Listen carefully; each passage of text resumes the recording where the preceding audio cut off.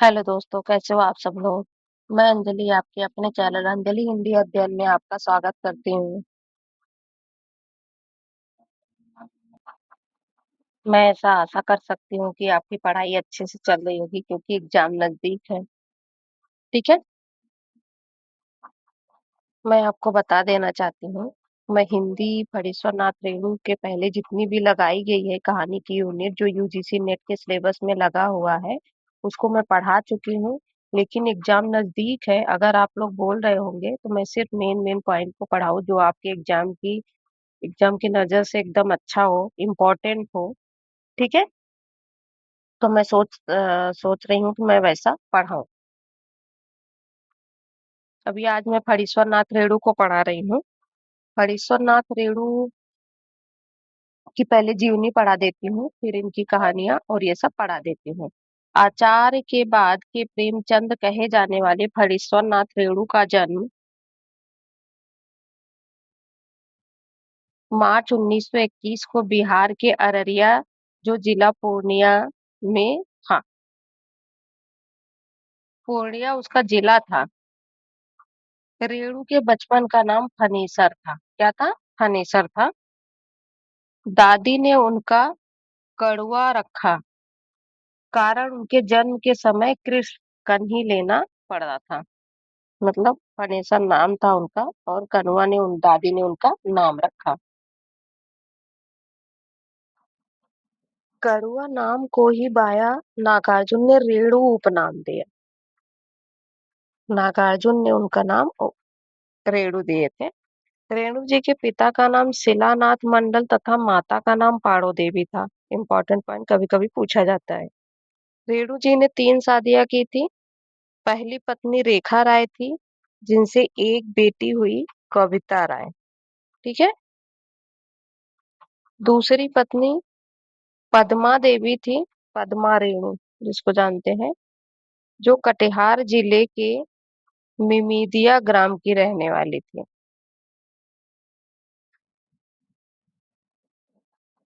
दूसरी पत्नी पद्मा रेणु थी जो कटिहार जिले के मिमीसिया ग्राम की रहने वाली थी। जो दूसरी पत्नी उनकी पद्मा रेणु थी, उनको 3 पुत्र और 3 पुत्रियां हुई। पहली पत्नी से एक पुत्री और दूसरी पत्नी से 3 पुत्र और 3 पुत्रियां हुई। बड़ा बेटा पद्म परत राय भारत सिंह विश्वविद्यालय, क्या लिखा गया समझ में नहीं आ रहा है, क्षेत्र से निर्वाचित विधायक है मतलब अभी प्रेजेंट टाइम में। सन 1942 ईस्वी की स्वतंत्रता क्रांति में अंग्रेजों ने रेणु जी को छोड़े में बांध कर पूर्णिया लेकर आए। यहीं जेल में रेणु जी को टीबी क्षय रोग हो गया। इलाज के लिए पटना अस्पताल में भर्ती हुए, वहीं कुंजा की सेवा करने के लिए लतिका को लगाया था, जो बाद में इनकी तीसरी पत्नी हुई। रेणु जी क्रांतिकारी भी थे। 9 साल की उम्र में 40 साथियों को मिलकर बानर सेना का गठन किया। उन्होंने अपनी जो 40 साथी थे उनको मिलाए जब, तो वो उन्होंने बानर सेना का नाम दिया। जेल में जब उनका नाम पूछा गया तो ये अपना नाम जवाहरलाल नेहरू और पिता का नाम मोतीलाल नेहरू बताए। रेणु जी के बचपन के शिक्षक रामदेनी तिवारी, शिक्षकों के बारे में पूछा भी गया है तो ये इम्पोर्टेंट पॉइंट है जो अपने को ध्यान में रखना है। रामदेनी तिवारी था। रेणु जी के विद्यार्थी जीवन की पहली कहानी परीक्षा है, जो उनके गुरुजी रामदेनी तिवारी की पत्रिका में छपी थी। रेणु जी को 9वीं तक की पढ़ाई हार्वी संगी, ऐसा कुछ तो भी नाम है तो उसको मैं बताती हूँ आपको। 10वीं की पढ़ाई नेपाल के कांडमाला परिवार में हुई। यानी बिहार में ये रहते थे और बिहार से सट के नेपाल है, नेपाल में उन्होंने 10वीं की पढ़ाई की है।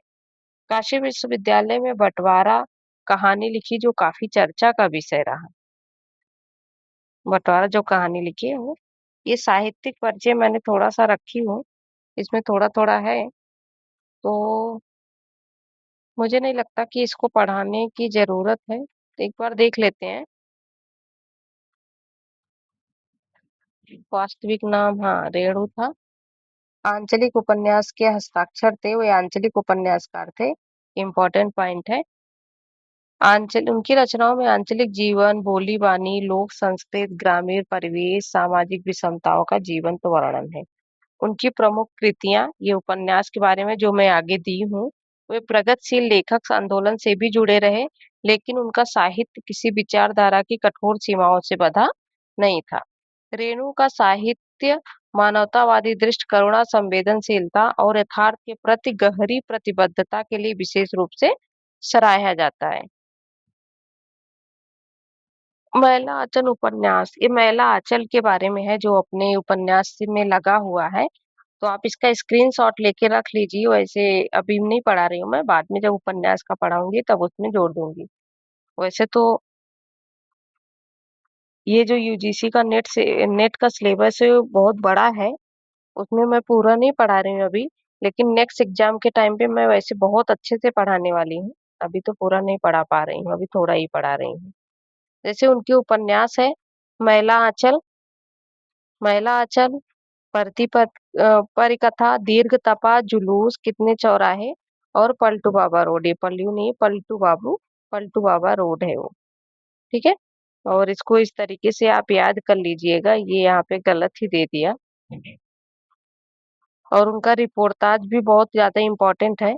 ऋण जल धन जल, नेपाल की क्रांति कथा, दूत और दूत पूर्व, एकलव्य के नोट्स,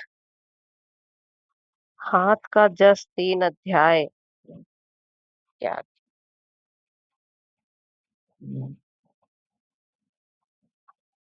ये रचनाएं जो उनकी हैं ये भी बहुत ज्यादा इम्पोर्टेंट है, बहुत बार ये परीक्षा में पूछा गया है। वन तुलसी की गंध, एक श्रावणी दोपहर की धूप, अच्छे आदमी, एकांकी का दृश्य, कभी रेणु कहे, आत्म परिचय और उत्तर प्रदेश। ये भी इनकी रचनाएं इम्पोर्टेंट है कुछ इसमें, तो आप इसको भी ध्यान में रखिएगा। और ये जो इनकी कहानी संग्रह दिया गया है मैं नीचे दी हूँ और अच्छे से बता रही हूँ आपको। और इनकी कुल प्रमुख कहानियां ये बहुत ज्यादा इम्पोर्टेंट है, जिसको भी आपको ध्यान में रखना है। आप चाहे तो अपने नोट डाउन कर दें, नहीं तो इसका स्क्रीनशॉट लेके रख सकते हैं। बट बाबा, रसूल मिस्त्री, इतिहास मजहब और आदमी, खंडहर, धर्म क्षेत्र, कुरुक्षेत्र, लाल पान की बेगम, जो आपको पढ़ना ही है। ठेस है, ये टेस लिखा हुआ है, ये ठेस है। पंचलाइट, सिर पर, ये क्या है वो मैं आगे लिखी हूँ, बता देती हूँ आपको। कड़वे की लड़की, तबे इकला चलो रे, संवादिया, एक आदिम रात्र की महक, नैना जो जोमनी, ये सब तो नहीं। भित्त चित्र की मयूरी, ये इम्पोर्टेंट है यहाँ पे। और नीचे भी वही दिया गया है। ये विशेष तथ्य जो दिया गया है ये मेरे ख्याल से बहुत ज्यादा इम्पोर्टेंट था, इसलिए मैंने इसको यहाँ पे रखी हूँ।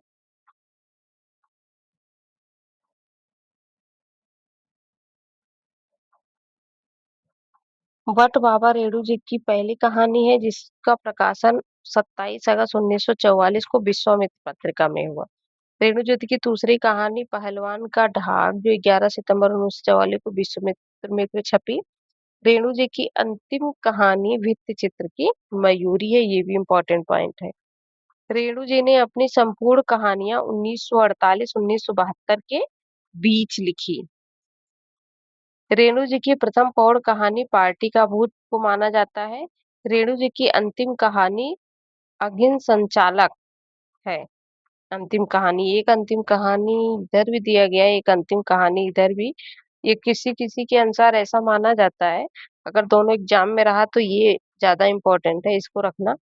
रेणु जी को धरती का धनी की उपमा गे ने दी। इम्पोर्टेंट पॉइंट, धरती का धनी, क्योंकि वो आंचलिक उपन्यास लिखते थे ना, इसलिए उनको धरती का धनी कहे। रेणु जी ने भारत छोड़ो आंदोलन में सक्रिय भूमिका निभाई। अभी उन्होंने बताए थे जेल में उन्होंने अपने पिताजी का नाम और अपना नाम क्या बताए थे, वो हम ऊपर पढ़ चुके हैं। अभी इनकी 5 कहानी संग्रह है जो अपने को ध्यान में रखना है। ठुमरी 1959 की है जिसमें 9 कहानियां हैं। एक आदिम रात्र की महक 1966 की है जिसमें 14 कहानियां हैं। अग्निखोर 1973 की है जिसमें 11 कहानियां हैं।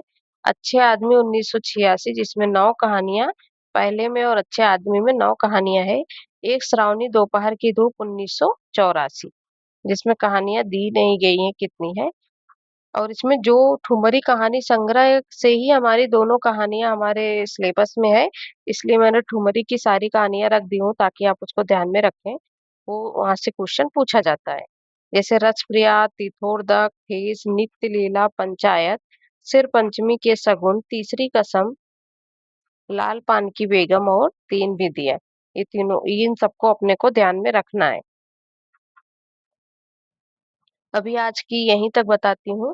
कल मैं अभी कहानी शुरू से पढ़ाऊँगी, लाइन बाय लाइन पढ़ाऊँगी तो बहुत ज़्यादा लंबा-चौड़ा हो जाएगा। तो मैं चाहती हूँ कहानी का सारांश पढ़ा दूँ, उसमें मेन-मेन पॉइंट जो है उसको पढ़ा देती हूँ दोनों कहानियों का कल। और जैसे तीसरी कसम उस मारे उर्फ मारे गए गुलफाम में बहुत सारी गीत हैं, तो गीत को भी मैं क्रम से रख देती हूँ, ताकि आपके ध्यान में रहे क्योंकि वहाँ से भी क्वेश्चन बनते हैं। तो आपको मेरी ये वीडियो कैसी लग रही है? अभी तो मैं बहुत अच्छा नहीं पढ़ा पा रही, ये मुझे भी लग रहा है। मैं इससे भी ज़्यादा कुछ अच्छा करूँगी, ऐसा सोच रही हूँ। अभी थोड़ा मुझे भी काम-काम रह रहा है, तो इसलिए मैं बहुत अच्छे से इसको एक्सप्लेन भी नहीं कर पा रही, बहुत अच्छा अपने कंटेंट तैयार नहीं कर पा रही हूँ। मैं इससे भी ज़्यादा अच्छा कंटेंट आपको देने वाली हूँ, जो आपको मेन-मेन पॉइंट से ही सिर्फ रहेगा, ना तो आपका टाइम वेस्ट जाएगा और ना ही उसमें कुछ ऐसी चीज़ रहेगी जो फालतू की रहेगी। ठीक है? तो आप लोगों को जो भी क्वेश्चन रहेगा और कैसी लगी वीडियो सब कमेंट के माध्यम से बता सकते हैं। और आपको अगर मेरी वीडियो पसंद आई होगी तो लाइक, शेयर, सब्सक्राइब करें। धन्यवाद।